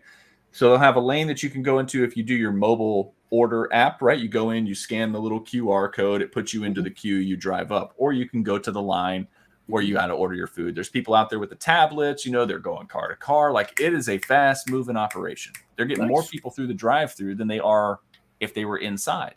And so you've seen some Chick-fil-A's that have just gone to this model. Like, they don't even have an inside of the store anymore because they're generating so much revenue just offering a quick, thorough, drive-through service. So all in all, they are crushing it. Their top store generated like $14 million or something like that. There's just a lot of really, really great things that are going on for Chick-fil-A. So it says at the bottom here, I thought that was pretty cool. See you in 2025 when they break the $10 million in average revenue per store. That's insane. That is insane. So on top of the fast food game in America right now is Chick-fil-A. Some of the McDonald's and a lot of the Tim Hortons will have double lines. Again, to flow the people through. I don't know who started the trend. I don't know if it was Hortons. I don't know if it was Chick-fil-A. I know for damn sure it wasn't McDonald's. But it's nice to see businesses invest in themselves to future-proof, right? You always want to see things have money put back into them. I'll go in. You have Wendy's, I'm sure. Oh yeah. I'll go into some Wendy's that still have like the old 1970s, decor inside. It's like, you haven't updated this place in 50 years. Like, what is wrong with y'all? Yeah, but that might be a design people like choice. that nostalgic look, right? But I don't know. I don't know. Just nice to see people pushing through. Somebody else that pushed through. If you've been watching or following NBA this year, the Detroit Pistons suck. All right, they're the worst team in the NBA. They are absolute ass. They lost like 30 games in a row at one point during the season or something like that. They're just absolutely atrocious this year. Okay. Very, very young team.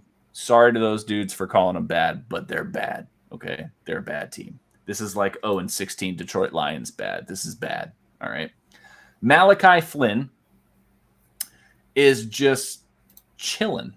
He's just chilling on the bench for the shitty basketball team. No worries, coach. I'm just going to chill here. Don't mind me. The other night, coach looks at me and says, Malachi, get your ass in the game. No problem, coach. I got you. Casually drops 50 points, 6 rebounds, 5 assists, and 5 steals. If this guy can do this, why is he sitting on your bench, bro? Your team sucks. Your team sucks. Play Malachi Flynn some more. Let the guy have his time. There you go. Did you see this at all? I didn't. We always talk about, in sports, make the best of your opportunity, next man up. I'm always talking about, you got to put stuff on film. We talked about Jake, the kicker that Ray really wants on his team. In the UFL. Make the best of your opportunity. This might be your only shot. Now he's got stuff on film, and maybe not this year, but maybe next year. Who knows? Yeah. Maybe he'll keep playing more. Who knows? Hey, and even if he just has that one game to remember for the rest of his life, he's always going to remember. I mean, he was 18 of 25. That is awesome for a shooter. Kobe's 81 wasn't as efficient as 18 of 25. He took like 65 shots that game. So, amazing game. One game. But it's still, hey, dropping 50 points is no small feat now. So pretty damn cool. I saw your comment there too. California, you can make $20 an hour working in fast food. I heard a lot of those fast food places are closing down now that came out too. So we'll see how many of those jobs stay open. That might be a topic on a future show. So foreshadowing should be yeah. There's a lot of stuff going on. Foreshadowing. Foreshadowing. Here you go. You just mentioned him. He did it again. Jake Bates is a kicking legend. This man just drilled a 62-yard field goal today. You had a very interesting tidbit to pass on about that as well. He was looking at a phone after the game. What happened? So a reporter showed him a tweet from, I think it was NFL Research. In pro football, only 2 players. He's only the second player to kick back-to-back 60-plus yarders in a professional football game. Dan Bailey of the Dallas Cowboys was the other. Dan Bailey. Good job for Jake Bates, man. I know Ray wants this. I know Ray wants this guy. Ray wants this guy. It won't be long. It won't be long. You wait till training camp happens. I guarantee you somebody will bring him in as a kicking competition. That's the whole point of the spring league, is to absolutely. Absolutely. The USFL MVP 2 years ago, star on the Dallas Cowboys. Turbin. Yeah. And a bunch of other guys. That's the whole point. It's the whole point of the UFSL is to give these guys a second chance to show what they can do. And then there's guys like AJ McCarron who wants to play in that league. He would rather be there because of his family, right? We've talked about that before. Yeah, because he wants his kids to see him play, whereas in the NFL, he's just on the bench. So good morning. Good morning. Well, good morning to you. Good morning, TJC. Cheers. He's up very early. Very early. He'll get a tryout. Will he make a team? We'll see. We'll see. Well, he's dropping bombs from long distance. 62-yard bombs, 64-yard bombs. I wonder if he has any more bombs. Hey, don't piss me off. You know who has a lot of bombs, Jeff? I do. Well, the United States and Russia, of course. But Jeff apparently has just under 10 nuclear weapons. What the hell is going on in Hamilton? Where are you hiding all these things, Jeff? And you think the frozen locker was for dead hookers? No, my friend. No, my friends. I talked about this at the beginning of my show last week. I just had to bring it back up because you sent this to me and I couldn't help but laugh knowing that this was an actual graphic on CNN. What does Jeff stand for? It's something, isn't it? It is the Joint Evaluated Fission and Fusion Project. Why they have less than 10, I don't know. But they do. I'm not sure that Russia and the United States should have over 6,900, 7,000 nuclear weapons. But, I mean, hey, man, at least you're close to us. France is in third place. France is in third. Only 6,600 behind. Oh, my God. What is the world coming to, man? But look at France and the UK. Look at France and the UK rounded out the top 5. Look at that. So ridiculous. TJC, look at you, 5th place. TJC, look at you guys rocking 5th place. Make sure if you are going to share any of your warheads with us that they are sour, okay? I love the sour warheads. They're the best. The red ones are my favorite. And it doesn't matter. The ICBMs from 1 point can make the other side of the world. So it really doesn't matter. Where's Jim? We need Jim here while we talk about Russia. Jeffy, that does it for Reed, send him an urgent message on the blue sky. Reed, send Jim a message over there on the blue sky and tell him it's urgent. We're talking Russia and he's not here. And you know, that's SBG. That's where my nephew is now. He's up north of you guys, up near the border, so border of Canada.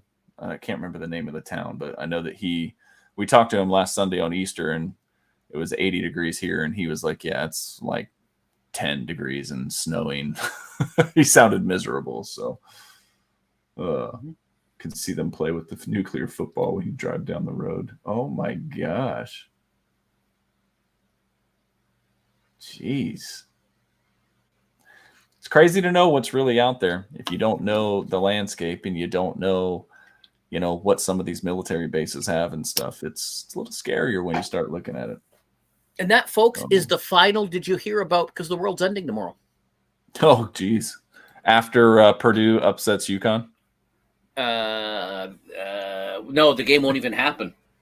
Yeah, that's true. The game's not even going to happen because the world's true, because at 3:25 in the afternoon, Eastern, the moon is going to fall into the sun, and then the sun's going to fall into the ocean, and and then we're all going to realize what the simulation is like. All right, Jeff, I have got the 5 guesses for you today, and I got to be honest with you. I'm a little scared that you're just going to fly through it like it's nothing, because I think you're already going to be well-versed in this. But I'm a given the viewership numbers of the women's basketball games and just our conversation around viewership, I looked up what are the most viewed sports events. I have a list. And I would like you to tell me, and these aren't specific events, Jeff, so it's not like Holyfield Foreman or any, it's going to be what the sport is or maybe what the league is, okay? So it's going to be kind of more high level. So what do you think the most viewed sports events are is going to be our 5 guesses? And if you give me a sec, I'll intro us. Okay. You ready? I'm born ready. All right. Well, Jeff, it's now time for 5 guesses. And like I said, this week, you are going to be doing the most viewed sporting events. So when you're ready, Jeff, go ahead and give me one. I'm not only going to tell you where it falls on the list, but I'm going to tell you how many people watch it. I don't understand this sport. I don't know this sport. But apparently, World Cup soccer. World Cup soccer. So can you be a little more specific? And I'm thinking gender. Oh, the men's World Cup soccer. All right, there you go. The men's FIFA World Cup. I thought you were going to ask me what. Got to give me a year, Jeff. I want to know exactly. Men's FIFA World Cup is the second most watched sporting event at 3.3 billion people. Second. 3.3 billion people watch the men's World Cup. Interesting. Kind of gave you a clue in there if you want to take that one. I'm going to say cricket's got to be in there. Cricket, you would be right. Cricket World Cup is number 4. I don't know all the cricket events. I don't know all the cricket rules either. No. It seems like a fascinating sport, really high scoring, but and it goes on for days. And the Cricket World Cup, 2.6 billion viewers, Jeff. 2.6 billion. So you had 3.3 billion for the World Cup. You have 2.6 billion for the cricket. For the men's World Cup. Men's World Cup, yeah. Men's World Cup. Okay. I would have to think then women's World Cup is probably in the top 10. You are correct, Jeff. You are correct. 1, 2, 3, 4, 5. 6th on the list is the women's FIFA World Cup at 1.12 billion viewers. So about a third of the viewers of the men's World Cup. And I don't say that for any other reason than just to point out the numbers, 3.3 billion to 1.12 billion. But again, still probably the 6th most viewed event. So I mean, it's it's pretty big.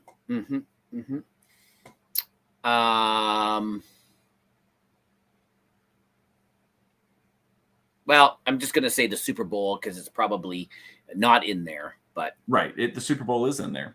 Oh, 1, 2, 3, 4, 5, 6, 7, 8. It's the 9th most viewed sporting activity or sporting event on this list. 124 million, Jeff. 124 million worldwide.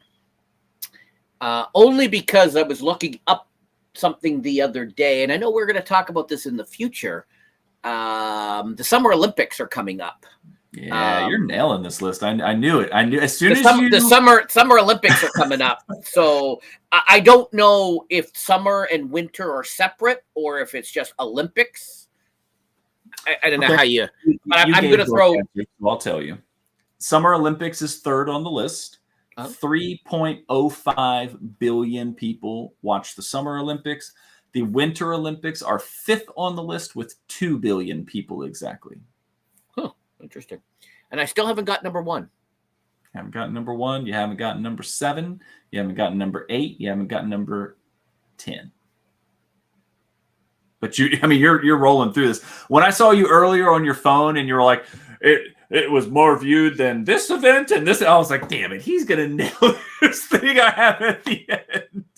So it's all good though.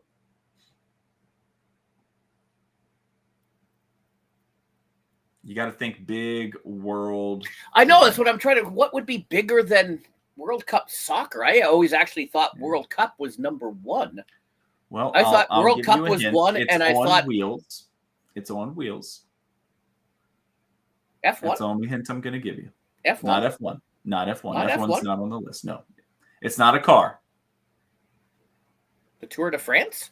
The Tour de France is the most watched event Really? in the world at 3.5 billion viewers. That is Really? 2.2 billion more than the FIFA World Cup. Nope. I thought FIFA would be 1 and cricket would be 2. You got to stop and think too that the Tour de France is what, like 30 days in a row or something like that. Yeah, but it's the whole month. So I wonder if that viewership July. is. But I wonder if the viewership is total over the course of it. You might have more people that watch one day than the other, right? Just like the World Cup. That's not just one game. That's all of the games, collected. So, yeah, but the Olympics is what, 2.5, 3 weeks, right? Yeah. So I would have thought it would have been. I wouldn't have thought it would have been the most viewed. I would have thought it was. I thought it would have been lower. That's However, I will say that when we were in England last summer, the Tour de France was going on. Actually, it was when we were in Ireland. The first night that we were in Ireland, we went over to a pub, and they had every single TV in that place was on Tour de France. And there were I know it's a lot bigger over there than in North America. Yes, right. Very much. But I didn't think anything was bigger than the World Cup soccer. The only thing I can tell you about Tour de France is Lance Armstrong. Of course. That just tells you what my understanding of that sport is. Like cyclists are not mega athletes here, So is the Indianapolis 500 on it, or the Daytona, Indy or Daytona? Neither of those are on there. Mm-hmm. You're only missing 3 of the 10. You've nailed this list. Yeah. So when the other ones I'm probably going to go. I gave you an example. I gave you an example of a specific earlier that I said it's not specifics like. Do you remember what that was? No. Okay. Rumble of the Jungle. I wasn't listening. Oh, boxing? Boxing is 7th on the list at 1 billion people watch boxing. There's only 2 more. Is that all One Jake of them's Paul? going on. One of them just happened. Is that all Jake Paul? No, that's is that all? I mean, that's the other Paul. Logan that's Paul. The Klitschko's. That's who's the English dude? Fury. There's a big boxing following, man. A lot of people love fighting. I like UFC is not on here though. You're missing 2. One of them you already made a reference to, but you went to the World Tournament for, and the other one just happened. Jeff, just happened this past weekend. WrestleMania? No. Oh, what happened this past weekend? What was our lead story? Oh, what? Oh, really? The Final Four. The NCAA Final Four is the 10th most watched sporting event at 16.9 million. Yep. Wow. So you're only missing number 8. Well, not anymore because there were 14 alone the other night. Right, exactly. Yeah, this list is probably a little dated. The only one that you're missing, Jeff, I'm going to give it to you because I don't think that you're going to get it because you don't even watch the sport, but it's Champions League soccer. That's what it is. So that's Real Madrid, Barcelona. That's all the big clubs. They play like a separate league outside of that for like a Champions League, right? So that makes where were they? So, where were they? That was 8. I'm sorry. That was right before Super Bowl. So you got Tour de France, Men's World Cup, Summer Olympics, Cricket World Cup, Winter Olympics, Women's FIFA World Cup, Boxing, Champions League Soccer, Super Bowl, NCAA Final Four. You crushed that list, Jeff. Great job. What did people in the chat say? Hang on, let me call up the chat here. Oh, they were all over. Nathan's hot dog. That's a good one. Oh yeah, Ray. Nate, that's a good one. Nathan's hot dog. Yeah. Very, very good. I watched. I like watching the British guy Beard because he does all these. He participates in the hot dog event. He's the he's the English champion, but he also goes and does all these eating contests. And he was eating all these chili dogs, and somebody said something. He made a comment. Some guy in the restaurant. He goes, "Well, I have some experience eating hot dogs." Every time I think about like an eating contest, I think about was it in Stand By Me? Is that what it was? Stand By Me the flashback about the pie eating contest, or was it The Sandlot? I can't remember the movie, but there was a flashback to like a kid eating like blueberry pie, and then he just like kept getting bigger, and then he exploded all over everybody, threw up all over everybody. It's a good one, Ray. That's a good one. That's a good. Am I cheating? At the one cemetery. God. It's a wet T-shirt contest at the only cemetery in Hamilton. The only real cemetery. The only real one. Nice. The Kentucky Derby. I'm surprised. I mean, I feel like a lot of people follow horse racing too. So yeah, but worldwide, right? Worldwide, well, I mean, right? Like the tour. F1 is huge. F1 wasn't on there. F1's a worldwide. I'm actually surprised. I'm surprised F1 isn't on there because it's huge. Not North America wide, but it's huge, right? Dismal could tell us about that, right? So. Stand By Me was the pie. Okay, I thought so. Thank you for backing me up there. No, he put a question. All of a sudden, I said it, and then I was like, wait a second. He put a question mark. He put a question mark. Oh, he put a question mark. Mm-hmm. Like Stand By Me, pie eating contest. So that's not the right movie. I think it might have been The Sandlot. I'm not saying either that or it was just a typo on the. I just remember there were little kids, and then there was like a flashback to a kid eating like a bunch of blueberry pies, and he threw up all over everybody. So I got nothing. Never mind. I got nothing. Don't mind me at all. All right, Jeff, what's coming up for you tomorrow? Obviously, you got the big stream. Are you going to be doing anything for the eclipse? Probably not. I might take a couple of pictures. Okay. But nothing huge because you can't look at it. And I didn't invest in any. I didn't invest in any of the special gear to live stream it. So I got you. And everybody else is doing it. So likely go outside, but I don't plan on looking at it. I don't have the glasses or anything to do. Oh, we got the glasses. We got glasses. I'll be on my way to the soccer game right as it's going on. So we got the glasses. So we'll be doing that. I'm taking the afternoon off work. Nice. But yeah, Monday night. Make sure you be there at 7:59 so you can hear the new intro by Bruce Campbell. Right. And then Wednesday will be another community stream of what? I don't know. Last week we played content. Crow and I played, and then I played with some randos. Content warning, which was free on Steam on Monday. And then I noticed that everybody's been playing it. Everybody's been playing it over the last week or so.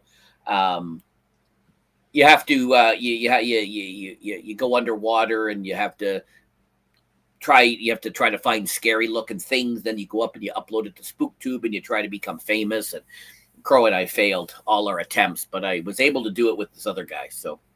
I don't know if you'll have any free time this week, but if you do find yourself with some free time, I would love if you would try out that Evil West game if you've played God of War, and just tell me what you think. Like, I had such God of War. Purple said she didn't like it, so therefore she did say she didn't like it, and that's fine. Not everything is for everybody, and not everything is a complete mirror. But it gave me very much God of War vibes with the play style. Ray, have you played it? It's on Game Pass. Have you played it, Ray? Evil West. Yeah, Ray's got Game Pass. Yeah, I would love to know if you guys have and what you think, because I felt like I was playing like a different, version of God of War. I mean, just like the mechanics, the gameplay, the dodging, the fighting, the different combo type stuff. It just felt very much like that style game. So interesting, and didn't really hear much about it. So I think you'll try that. Purple says a few others I know loved it, and then she said, "So there's that." And Ray said, "Tasting games." Ray said, games. Ray says it's okay. He said it's okay. That's it. I have weird taste in games. Yeah. I got to try that that Lego 2K Drive game. Sanchez says it's a good game. It feels more like Doom. I can see that too. I think Rouster, somebody correct me. I think in one of my streams, I think one of my chats, Rouster said he was playing it. I think maybe it was Sanchez. Yeah. It's an interesting storyline for sure. I could see the Doom pull there. That's a good one. So it's an interesting game. Check it out if you like that. I got to try that Lego 2K Drive. I tried to play a game the other day, but it put me into like a server, and they were already in a race, and I was watching them. I was like, I ain't got time for this shit because I just wanted to play a race. I guess it's not like a single player game. You got to play online. I don't know. And then I've got to try that Masters game. So we'll see if I get some time, man, between trying to get this bathroom done and work and soccer games. I need a vacation. Last Friday and then continuing this Friday, I've been playing on Retro Friday nights, The Great Escape, based on the movie. Took me a couple of attempts, but I got out of the plane. I like Ape Escape. And then I escaped out of the first place, but then I got captured. And now I've been put into a new place that I'm going to escape from. What's that game that Ray was playing last week? I think somebody asked him at the beginning of the show whether he was going to play it again or not. Oh, The Great Escape. He was asking you if you were going to play. Okay, and then Ray was like, no, please, God, no, not The Great Escape. All right, I'm caught up now. Now I get all the comments. Never mind. You also missed my great Tetris. I miss everything, Jeff. You do. I miss everything. So, You do. You do. But now it's time to go watch John Oliver. There you go. Well, thank you, sir. Great show. Thank you, everybody that came by today. Let's see who Chat was on fire tonight. Too many to mention, but Crow, Purple Haze, Ray, I need to get in, and I completely pooched on Purple's tournament that she had on Saturday. Reed Stockton. Purple had a tournament. I completely dropped the ball on Purple's tournament. I'm going to be quite honest with you. I'm a little upset that we didn't see Ron Slusher tonight. Oh, no, Ron Slusher. Yep. No Ron Slusher tonight. Mm-hmm. Ron Musher. There it is. Yeah, I missed him. We'll clip that and send it to him. Yeah. Boo! Ron Slusher. Boo! Boo. Okay, I feel better now. Yeah, me too. Now we can. I hope you have a great week, buddy, and I hope everybody else has a great week. Please, please, please. I'm a safety manager in real life. Everybody, please be safe tomorrow with this solar eclipse thing. Whether you're out on the road, whether you're looking at it, whatever you're doing, just please stay safe. It's just a moon in front of a sun, and it's going to happen in another 20 years. Just be safe. There's my PSA announcement. I'm out of here. When something happens when the moon hits your eye, like some sort of Italian meal, they call that something. I don't remember what. Is it spaghetti or is it some sort of an Italian dish? I have no idea what you're talking about. Syzygy? No, when the moon hits your eye, like some Italian. Oh, pizza, right? When it hits your. Lost.